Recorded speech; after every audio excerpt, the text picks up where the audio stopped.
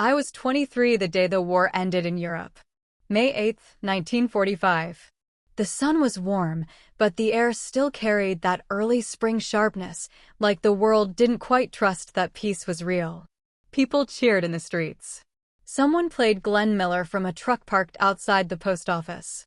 There were tears, hugs, toasts raised in milk bottles and coffee cups. You'd think we all won the same war. I worked at a small processing facility outside Fort Devens, Massachusetts. Nothing fancy, just a few wooden buildings, a mess hall, and a long fence no one really talked about. Behind that fence lived 14 women who, up until that day, had worn the same uniform, though not the same gilt, as the country we'd been fighting for years. They were German. Most had served in what they called the Women's Auxiliary. Clerks. Typists. Interpreters. Not killers. Not leaders. Just faces. When they first arrived, I didn't know what to think. They were so young. Some barely looked older than me. Some smiled too easily. Others wouldn't make eye contact for weeks. We kept our distance at first, not because we hated them, but because we didn't know how to hold the space between enemy and girl my age who likes apricot jam. But war has a way of bending definitions. And time has a way of softening them. By April, they had learned our names. By May, they were singing along to parts of American songs on the radio. And on Victory Day, the day the world said they were free, they did something no one expected. They didn't pack. They didn't rush to write letters home. They didn't celebrate. Instead, they asked to stay. I remember standing by the desk in the administrative tent when one of them, Marta, I think her name was, approached Major Kessler, the commanding officer. She stood straight, hands folded in front of her like she was asking for another blanket, not a life-altering exception. "We wish," she said carefully, "not to leave." The major blinked. "I'm sorry." She looked him in the eye. "Please. Here is better." At first, we thought it was a misunderstanding. Language barrier. Cultural confusion. But when we brought in an interpreter, the message didn't change. 14 women. All saying the same thing. They didn't want to go home. Not yet. Maybe not ever. Rumors flew, of course. People said they were spies trying to hide. That they were afraid of punishment back home. That they were brainwashed by American kindness. But those of us who had seen them in the laundry rooms, in the kitchens, in the gardens behind the barracks, we knew better. We'd watched them change. They came here with stiff bodies and blank stares. They peeled potatoes like they were being punished for breathing. They looked at our books like they were weapons. But over time, they softened. They laughed more. Cried sometimes. One asked for English lessons. Another learned how to make apple pie. They sang lullabies at night when the generator hummed just low enough. And then one afternoon, I found one of them, Lena, sitting by the radio alone, her fingers pressed to the speaker like she wanted to memorize the music by touch. "It's the same," she whispered. But also not. I can't speak to what those women had seen before they came to us. I don't know what they believed, or what they were taught, or what they had been told to say. But I do know what I saw. I saw them learn how to look people in the eye again. I saw them give food away without being asked. I saw them sit through an entire church service even though they didn't understand a word. And on the day we told them they could leave, I saw real fear. Not of being prisoners, but of being sent back to a place where they might never feel human again. No one knew what to do. There was no protocol for prisoners who didn't want to be released. It went up the chain. Papers were filed. Washington sent questions. Ethics boards debated. And while the politicians argued, we kept seeing the girls, walking the same gravel paths, sweeping the same steps, sewing the same shirts they no longer had to wear. They didn't complain. They just waited. People in town started asking about them differently. Not, "When are the Germans leaving?" But, "That one with the short hair, did she help in the kitchen again?" Or, "The tall one, she made my boy laugh." Something was shifting. Not just in them. In us. We didn't talk about forgiveness. It was too soon for that. But something deeper was blooming. Like a flower you didn't plant. Growing up between the cracks in concrete.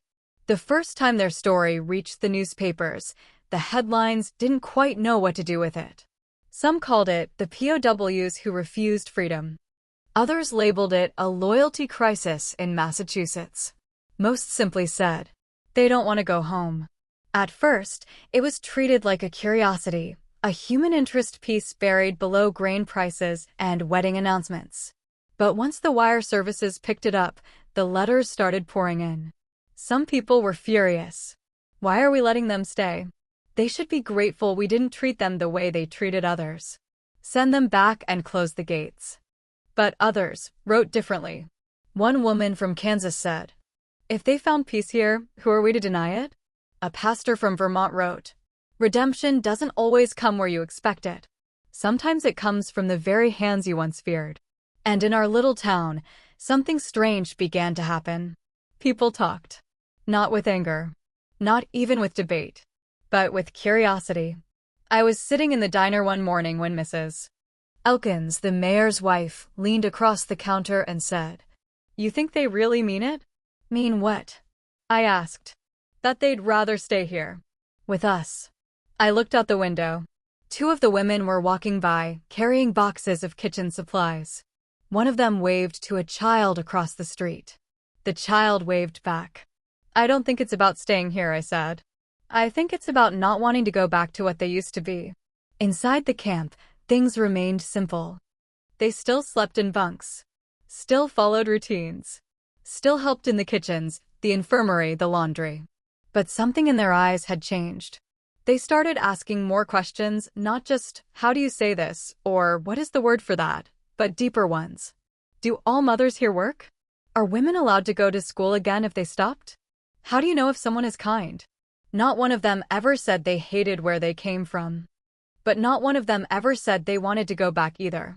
One evening, Lena, the one who'd once asked me for a radio word in English, pulled me aside. She held a small photo in her hands. A black and white picture, creased at the corners. Two children. A man in uniform. "My brother," she said. "He is not alive." She didn't cry. She didn't need to. "I think maybe," she whispered, "if I stay, I am allowed to begin again." It wasn't about safety. It was about identity. About what it meant to wake up in a place that didn't ask you who you had been, only who you were trying to be now. By midsummer, officials arrived from Washington. Two men in suits, one woman with a clipboard and a sharp look. They interviewed each of the 14 women separately, asked them the same questions, wrote down the same answers. And still, all 14 said the same thing. "We would like to stay. Not forever, maybe. Not without understanding. But for now, for a chance to feel like people again." The decision took weeks. During that time, the women kept working. And our town kept watching. Something changed in those weeks. They were no longer the German women. They became Elsa, who sings while she irons. Herta, who bandaged my daughter's knee. Greta, who made the potato salad at the church picnic. Names began replacing labels. And with names came the simplest truth. They were people. When the answer came, in a manila envelope, hand-delivered to the base, it didn't feel like a victory or a loss. It just felt like a beginning. Permission was granted under special provision for the women to remain temporarily under supervised civil status, while arrangements could be considered for sponsorship, residency, or eventual repatriation based on individual cases. That's a lot of words to say. They could stay. No one threw a parade. There were no flags, no speeches. But I'll tell you this. That night, the women sat together outside the barracks and sang softly. Not a song of their country. Not a hymn. An American folk tune they had learned in pieces from the radio. Off-key. Gentle. And full of something I'll never forget. Hope. By the time fall came, they were no longer watched. No more fences. No more rosters. No more guards pretending not to care. They weren't prisoners anymore. They were neighbors. Familiar faces in borrowed clothes. Helpers in kitchens, quiet hands in the infirmary, careful smiles at the market. Some of them worked in the school garden, showing children how to turn soil and check for potato beetles. Others swept the steps of the chapel without being asked. One, I later learned, took over care for a widow's hens after the old woman slipped on her porch. No one told them to. They just did.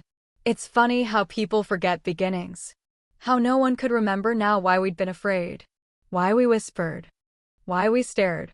The women who once barely spoke now helped read bedtime stories at the orphanage. Lena, always the curious one, was seen helping a deaf boy learn sign language by copying a book she'd found in the donation pile. And one of them, Marta, had started making her own bread. With cardamom and sugar. People began asking for the recipe. They even served it at a church potluck. She said nothing. Just smiled. Then, without warning, the papers came. It was early November when the town learned the provisional stay had ended. Each of the 14 women had to report to a central review facility within 10 days. From there, their paths would split. Some would be returned to Europe. Some might stay, but under strict sponsorship. Some, no one knew. No one protested. Not officially. But I saw it in the eyes of the pastor when he read the notice. I saw it in the way the shopkeeper dropped his newspaper a little too hard. I saw it in the way people walked slower past the chapel that week. Something unspoken filled the town. Gratitude. Regret. And something even heavier, like a goodbye we weren't ready to give. On their last Sunday, the chapel was full. Not for a service. Not for a speech. Just full. The women came in slowly, wearing plain dresses and quiet smiles. A few held hands. They sat together in the front row.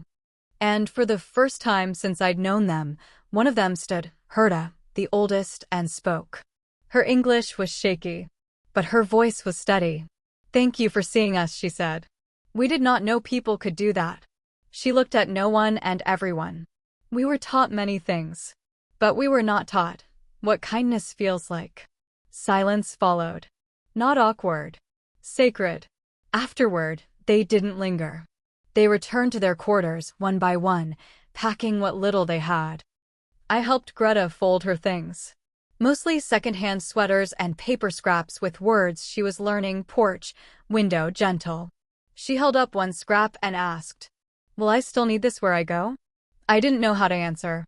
So I said, "I hope so." They left before sunrise 2 days later. No ceremony. No music. Just hugs. Real ones. Tears from the women. Tears from us. The kind you shed when you're not losing someone, but giving a piece of them back to the world. Years passed. Life moved on. The war faded into documentaries and textbooks. New stores opened. New faces came to town. But in my garden, there's a row of roses planted in a neat little box. Beside it, a wooden marker. Burned into it by hand. To those who stayed. Even for a little while. And changed us forever. Some say history is written in battles and politics. But I think it's written in bread shared at a potluck. In small gardens behind churches. In a song sung off-key, just because you finally feel safe enough to try. 14 women walked into our lives with labels. They left with names. And stories.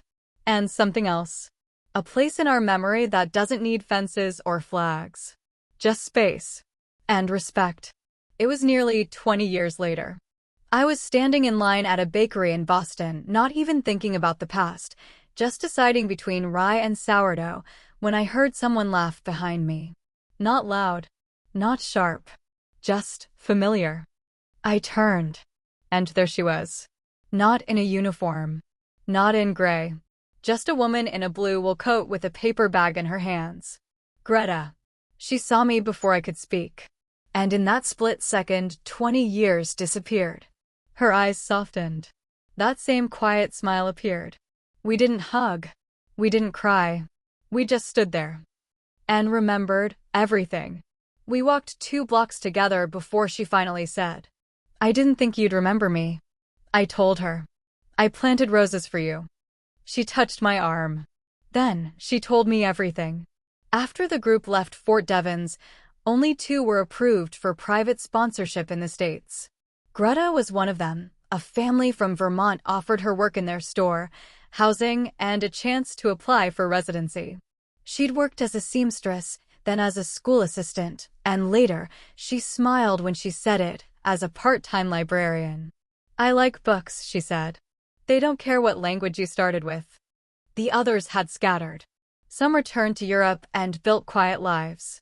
2 married American servicemen. One, she said softly, never wrote back again. Greta never married. She said it like a choice, not a regret. Once you've had a home taken away, you think differently about where you plant your life. We kept in touch after that. Letters. Christmas cards. Short, simple things. She sent me a small box once. Inside was a tin of cookies and a ribbon. Green. Just like the one they wore that summer. "For your roses," the note said.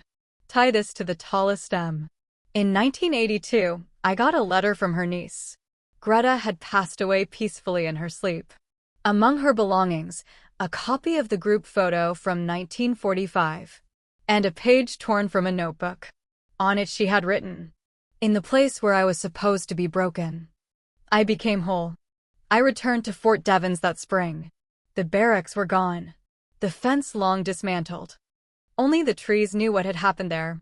I walked the gravel path where we used to bring laundry, stood near where the women sat together under the shade, and I whispered, "Thank you for staying, even just for a while." Some say kindness is soft, weak, but I've seen it do things war never could. It softened 14 hearts. And, maybe, it softened mine too. Greta never asked for a monument. But every spring, when the roses bloom just outside my window, and the wind lifts the curtains just a little, I think of her, of them. And I remember. You don't always need a flag to feel free. Sometimes all it takes is someone seeing you and letting you stay. We live in a time where it's easy to draw lines between us and them, right and wrong, safe and dangerous. But this story, this quiet, nearly forgotten story, reminds us of something far more powerful. That the greatest strength is sometimes found not in resistance, but in recognition. Not in fighting harder, but in choosing to see someone, truly see them, for the first time. The women in this story weren't heroes in the way history usually defines them. They didn't change the course of battles. They didn't sign treaties or hold microphones. But they made a different kind of choice, one that echoes just as deeply. They chose transformation. They chose humility. They chose peace not given, but chosen. And maybe that's the hardest thing any of us can do. Today's generation is surrounded by noise, information, opinions, fear. So much of the world is shouting. But this story is a whisper. And sometimes, a whisper can carry farther than a shout if we let it. It speaks to anyone who's ever felt the pull between where they came from and who they want to become. To anyone who's questioned what it means to belong. To anyone who's had the courage to change, even when no one believed they could.